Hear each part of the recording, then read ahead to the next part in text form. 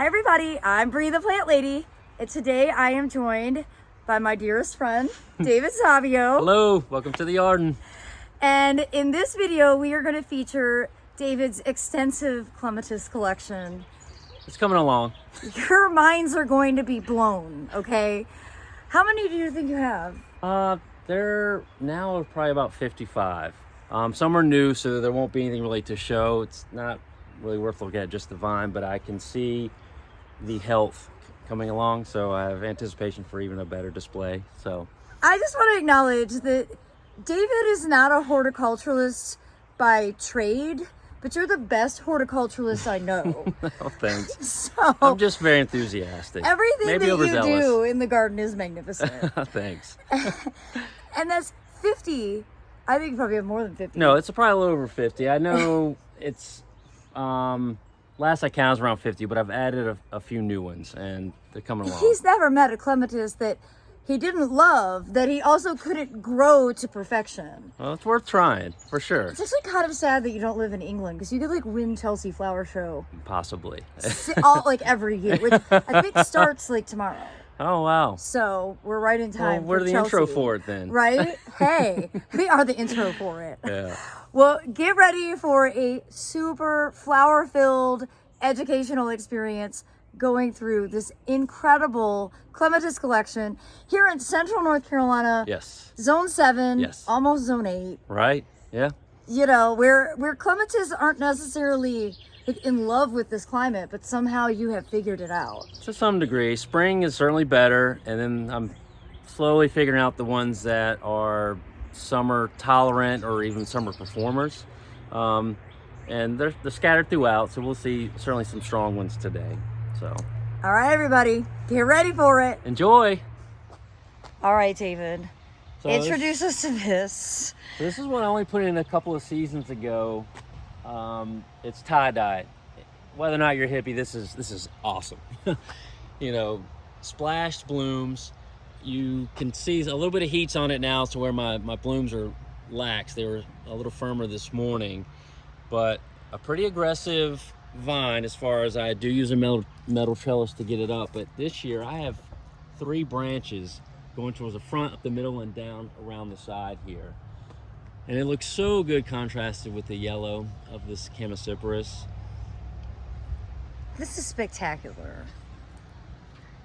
How do they hold up as cuts? Have you ever? I haven't. I read sometimes, hey, a cut flower, but I've actually not attempted it, because, you know, when I see things like, you know, some of the lax heads, I'm like, well, is it really going to hold up if I stick it in water? But there may be some that are better than others. I haven't really gotten into experimenting with that. I bet they would do well in floating arrangements, like in a bowl of water. That would be nice, yes. Okay, we're going to challenge David to create floating flower Friday pictures for Instagram. I will have to try to remember that. So first of all, behind us, they're having a cat tour. And here comes Hiccup. Yes, hey, Hiccup. Oh, what's good up, Lord. What did she girl? get her face into? I don't know. She's been rolling in dirt. Hi. Oh, you're so soft. Gosh, she's Hi, like girl. Angora. Yes, she's my little snow bunny. She's a little snow bunny. You're so cute, girl. I know. Yeah. You get to show off too. Oh. She says, I'm just as pretty as that absolutely exquisite clematis. So this is Sapphire Indigo. This is another good scrambler for our area. And surprisingly, my strongest side is the shadier side. And I, think that might help people, because a lot of people are like, oh, it's got to be in full sun. Not all of them. There's enough sun that passes through, and it has the opportunity to grow that way, and it does. But my strongest side has always been the shadier. And but it looks good climbing over the variegation of the hosta, through the sedum and the alliums that are coming up. It's just so magnificent. Yeah, and it's a heavy bloomer. When it's happy, it just sends out a ton of short vines and then loads up. You guys, I go like not even an inch, and there's another amazing clematis. And actually, you've got 3. There are actually quite a number here. We've got Bijou way down below. that has scrambled in through the salvia. It's finishing up, but it just looks so good, the two colors, or technically three if you the green of the foliage. Still waters, this is a second flush. All earlier blooms were down here. It is moving up. I know you can probably see these little wires. I know a lot of people probably have some issue where you get a very vigorous one that kind of goes above its trellis. I don't really want super tall trellises in this area, but I just use bonsai wire. It's not very visible to our eye, and usually the plant starts to cover it anyway, and it just kind of gives this floating appearance. But this is still waters, like I mentioned. Next we have another bush clematis, which is Stand By Me. I actually bought this in memory of a friend of mine that I lost to cancer. Oh, that is so beautiful. And for those, it does stand up while it's young. It's waiting to collapse from either a storm but I like the standing aspect, so I actually quietly hold it up, again, using bonsai wire. It's kind of hidden, but this kind of brings it up versus it laying down back here. Yeah. Here we have Princess Kate. Wait, is that named for Kate Middleton? Yes, because I also have Princess Diana back there, so I have a little battle of the royals going on. Oh my gosh. Wow. So Princess Kate is a soft pink, and Princess Diana is a really incredible fuchsia. And these love the baking sun. And I've got this going all the way into the chase this year. It gets stronger every year, so I'm thinking I'm going to possibly have it, even further up in the branches, which I can see even better from the house. Oh, wow. And behind that is a smaller one called Guiding Promise. Very dark purple, kind of wavy petals. Oh, that's spectacular. And I mean, what I really love is, like, we're looking at the clematis right now, but you've got fabulous salvia stands, and look at your mangaves. It's a big color splash. Keeps the eye moving and the brain excited. On into the Kotonoito. So it comes up the Shishikashira, but this has only been in the ground for 2 seasons, and it was putting off so many. So I've got wire going towards this little hummingbird stand, going to the light. It's gone into the Kotonoito, so I can just imagine when this is just a big display of hot pink blooms, right there at the bedroom window. Can't miss it. So it's I've been very impressed with this. This was a gift from a friend, and a really good gift. Yeah, it's a really good gift. That's Princess Diana. Yes. It did an early flush, and then it has gone into hyper mode with growing. So again, I'm using the bonsai wire, so I don't need a giant trellis here. The sun's that way anyway, but this is wildfire. So I'm hoping as this goes, I can see it's starting to set some blooms. This is a very large bloom that's like dark purple with like a reddish pink bar. It's really showy. I think due to the kind of mild winter, it pushed a few blooms down below a little early, but they're gone. But I'm expecting hopefully this to be covered here maybe in a couple weeks. And then the opposite side of the porch is sort of like a clematis test garden. I got rid of the terrible compacta hollies and that stupid foundation plants that kind of come with a contractor install. So what we have here is Jackmanii, which again is, I run it up wires because it's a pretty vigorous vine, and I get this sort of purple butterfly effect. They do look like purple butterflies. Enormous. And they get backlit later in the day. Oh, I'm starting to get it now. Oh my goodness. And there are so many flowers. And so I have some newer clematis in there too that are working their way up. I don't know if I'm going to get blooms this year because they're all still young. But I can't wait to see what happens. Back there's John Warren, which is finishing up its, actually, to be honest with you, its third flush. I mean, not only are the blooms amazing, but look at the seed heads. Yeah, it's fun. Now, and I've been working on trying to, experiment with forcing the reblooms by deadheading, giving it some fertilizer. Usually, I use like rose tone.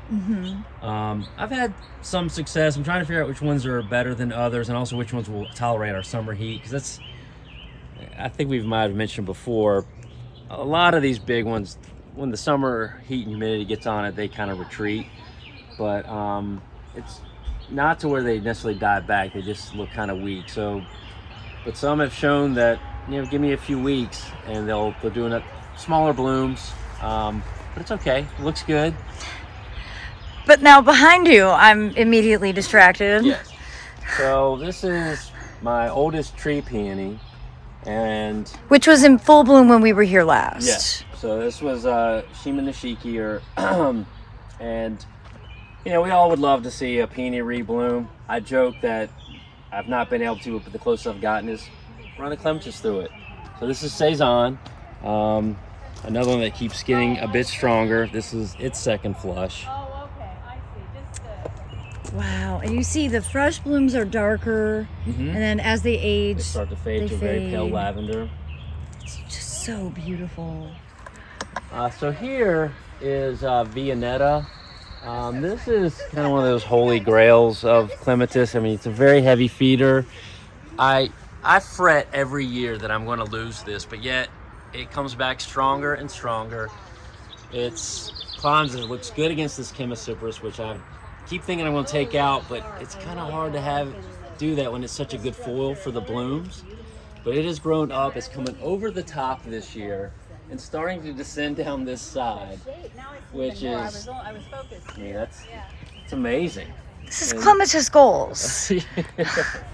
So here, these are fading, but this is Josephine, which is another one that really likes the heat and sun. And this was one of these weird dollar purchases that I bought and didn't know what it was until it bloomed. But it took a few years.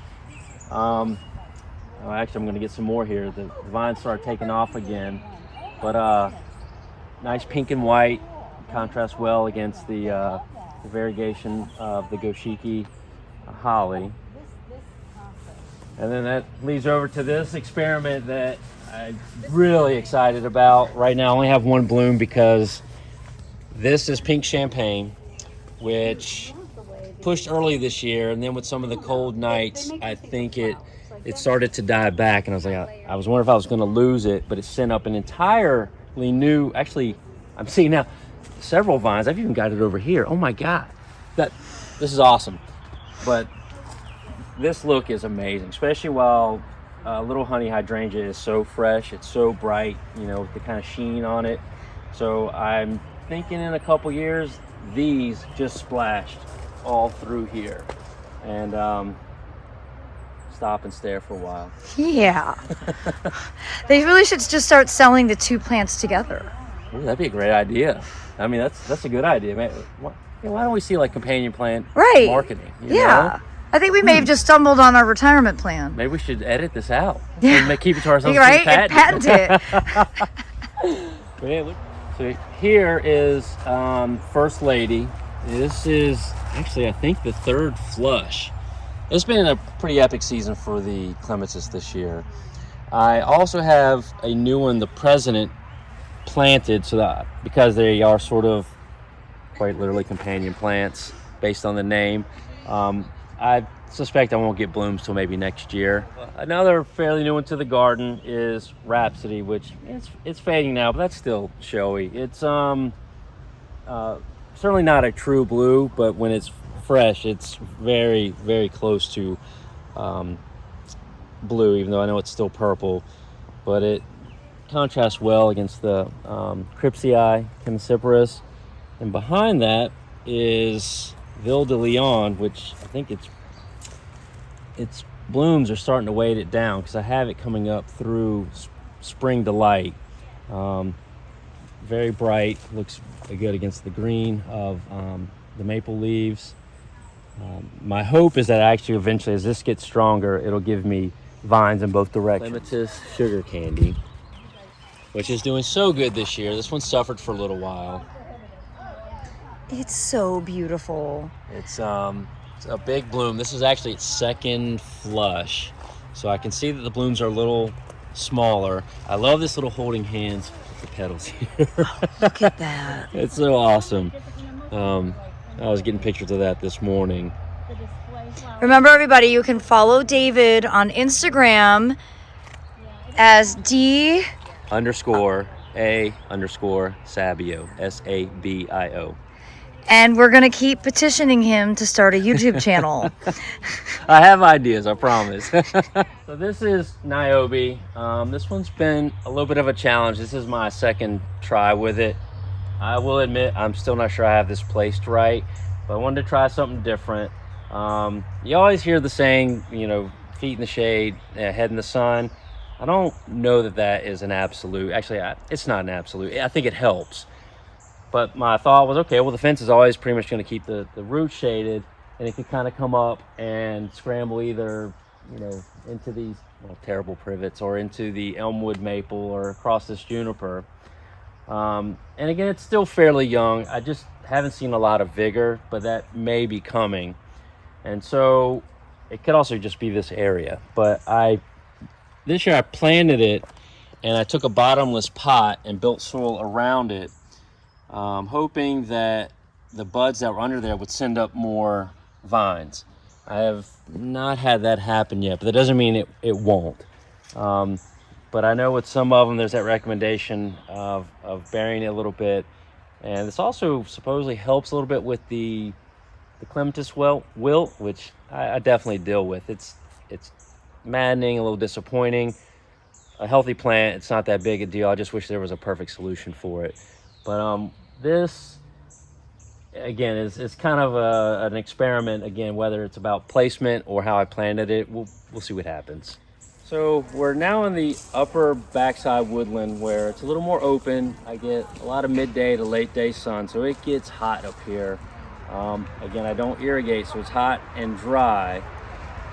And so we talked about it some last time, but I was like, I'm willing to experiment. So I took my original Josephine, because I have moved this twice before.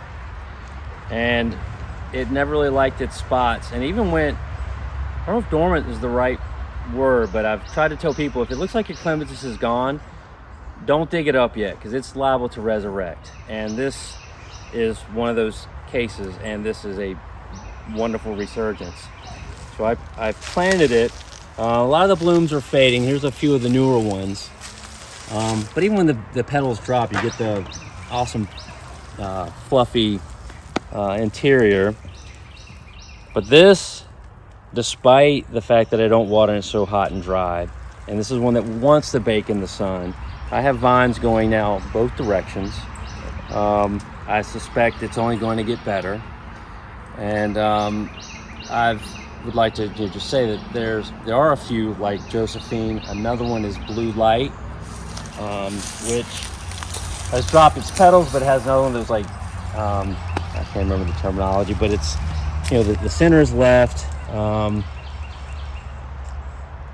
it'll take this hot heat.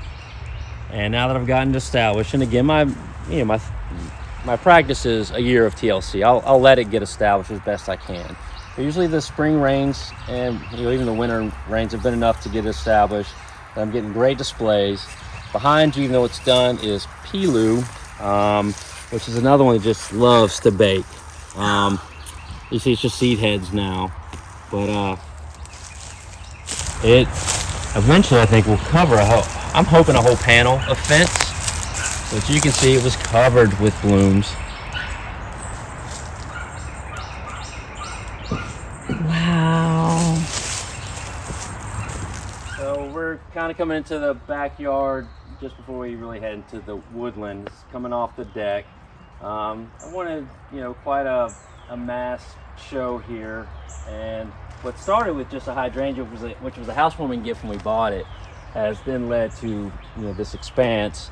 I was given a little pot of the saxifrage or the strawberry begonia. So, and this is a fairly moist area, so when those conditions are right, it'll spread like crazy, but it's fine because it's sort of a limited space, easy to maintain an edge. Love this frilliness of the blooms, which will last for 3 to 4 weeks. And then I've just kind of, built it up with other plants, some ferns that volunteer. And then I've got a couple of clematis here because they can grab the sun that does come in over the treetops. So over here I have multi-blue. Ooh. And this is its second flush also this year. Wow. That color is amazing. Yeah, it's a really, really pretty flower. And a fairly vigorous vine, because this took a hit also with some of the transition in spring and has pushed back almost twice as strong. So I almost wonder if sometimes that stress is a good thing, because I've noticed this on several as we've gone through when I'm looking going, oh, this looks like it got knocked down, but then it sends out 3, So maybe that's a possible experiment too, to sort of create the stress artificially. We'll see. Maybe I need to try it on the Niobe over there. What is my favorite is really tough. I mean, I can certainly say Viennetta on the other side that we saw is, but this is Samaritan Joe, and this is such a beautiful, beautiful vine. It has some vigor without being super tall and out of control. The beautiful like purple staining along the petals or sepals, and this is its second flush also this year, which again, it's just been a phenomenal year for the clematis. And I think you just keep in mind that with each flush, usually the blooms get a little smaller. At least I've noticed, and I've seen that in some texts as well. But I'm not upset about that. So here's another trial in the garden. So this is one of the Clematis montana ones, which, if you know, are very vigorous, super floriferous. Probably at times could be considered invasive, but I'm willing to watch how this goes. But this is Broughton Star. I've obviously now got a strong vine. You can see, I mean, just probably in the past 10 days, this is the growth I've gotten. Wow. So it's ready to take off. This should be a summer bloomer if I'm correct. My hope is that it gets up on this Chemacypris, possibly onto the line of the lights. I'd even be cool if it goes over to the Cryptomera, because if this does what I want it to do, because the blooms just are so numerous and they just lay on top of each other, this should be a wall of kind of like a stained bourbon pink, Wow. We'll see. I'm hopeful. But I also have to watch what it does, because if it looks to be a problem, it will come out.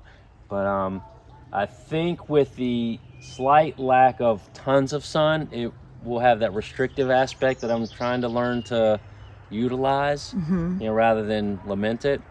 So again, there'll be more light up here, which is where I want the display anyway. So this is to be seen. To be seen, to come back for. Yes. To finish up, this is Avant-Garde. I have it running through Missouri hydrangea.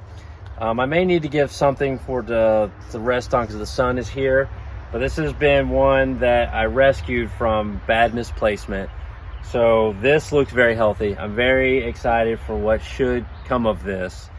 And with that, let's hope it lives.